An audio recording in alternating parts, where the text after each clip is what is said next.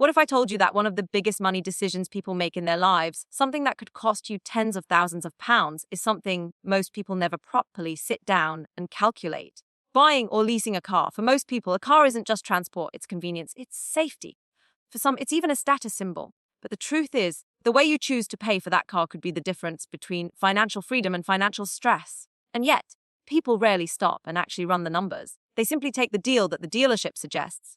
They simply sign the contract that feels easiest. And years later, they look back and wonder why money seems to disappear so quickly. Now I want you to think about this. On one side, you've got the people who say buying a car is always the best option.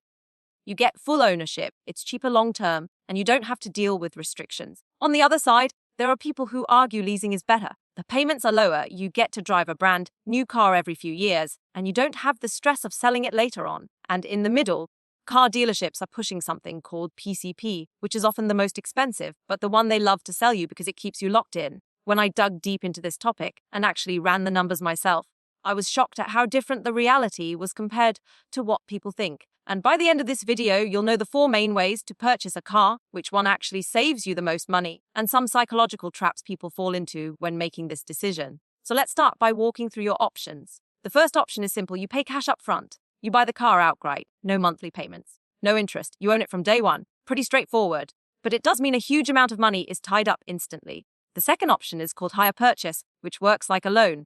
You put down a deposit, borrow the rest, and pay it off monthly over a few years. At the end of the contract, you own the car. It's a pathway to ownership, but you pay interest along the way. The third option is leasing. This is like renting. You pay monthly to use the car, but you never own it. At the end of the contract, you hand it back. Payments are lower than hire purchase because you're only covering the depreciation of the car during your lease term. But you'll never walk away with an asset. And then there's PCP or personal contract purchase. This is the most common deal pushed by dealerships. You put down a deposit, agree on the car's future value, and pay monthly installments based on that. At the end of the contract, you can either hand the car back, pay a lump sum to keep it, or part exchange it for another. Dealerships love this option because it encourages you to keep upgrading every few years, which means more profit for them. But for you, it may not be the cheapest choice. Now, let's get into the numbers, because numbers never lie. I ran an example using an average mid-sized family car, let's say an Audi, deposit of a 500 a 3-year, hire purchase, with an interest rate of around 11%. Monthly payments came to about the 80-10. After 3 years, that's just under 34,000 total. Now, if I sell the car at the end for 16,000, my real cost of owning that car was about 17,500. Leasing, on the other hand, looks very different, same deposit, but the monthly payments drop to around 345. Over 3 years, that's about 17,000 total. Slightly cheaper than hire purchase, but remember, I walk away with nothing at the end. No car, just the experience of having driven it. Now let's look at PCP, same deposit. They tell me the car will be worth 15,000 in 3 years. With that, and the same 11% interest, my monthly payments would be around 453. If I return the car at the end, it's cost me about $21,000, and already that's 4,000 more than leasing. If I decide to keep the car by paying the balloon payment of a 15,000, then suddenly the total cost shoots up to 36,000, more expensive than both leasing and hire purchase. And yet, this is the option most people end up choosing, simply because dealerships make it look attractive with clever marketing, small tweaks to deposits, or dangling incentives. And then, of course, there's paying outright. Let's say 30,000 up front.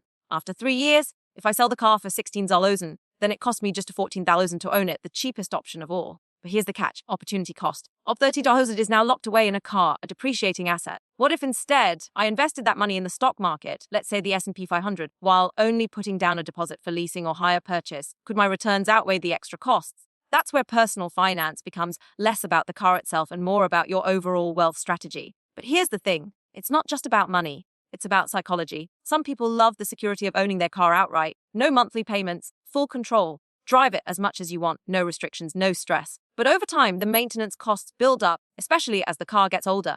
Others prefer leasing or PCP. They love the feeling of driving a new car every few years with fewer breakdown running costs and no hassle of selling. But in return, they accept restrictions. You can't modify the car, you can't exceed mileage limits, and if you return the car in less than perfect condition, you'll pay for it. So what's the answer? The truth is, it depends on you. If you want the cheapest possible option, buying outright or buying a good 2 to 3-year-old used car that's already absorbed most of its depreciation will save you the most money. If you want flexibility and the lowest stress, leasing may be the way to go. If you want to build equity slowly and eventually own the car without huge upfront costs, hire purchase makes sense. What I don't recommend for most people is PCP. Unless you've crunched the numbers and it truly fits your lifestyle, in many cases, it's just the dealership's way of keeping you locked in. But here's the final thing I want you to remember. A car is not an investment. A car is a liability. It depreciates. It costs you money every single day. That doesn't mean don't buy one. Cars bring comfort, convenience, and even joy. But never fool yourself into thinking a car will make you rich. The key is to minimize how much it drains from your pocket while still getting the benefits you need. And the smartest people don't just ask, which car should I get? They ask, how do I make sure my car doesn't get in the way of my bigger financial goals? So next time you walk into a dealership and they try to sell you on the latest finance deal, pause, breathe, run the numbers yourself. Ask, what does this car really cost me? Could I use that money in a smarter way? Remember, financial freedom isn't built on flashy cars. It's built on smart decisions. And your car could either be the reason you move closer to freedom or the reason you stay stuck in the same cycle of payments for decades. So, what about you? How did you buy your last car? Was it cash, finance, lease, or PCP? And now that you've seen the numbers, would you make the same decision again? Thank you so much for watching, and I'll see you in the next video.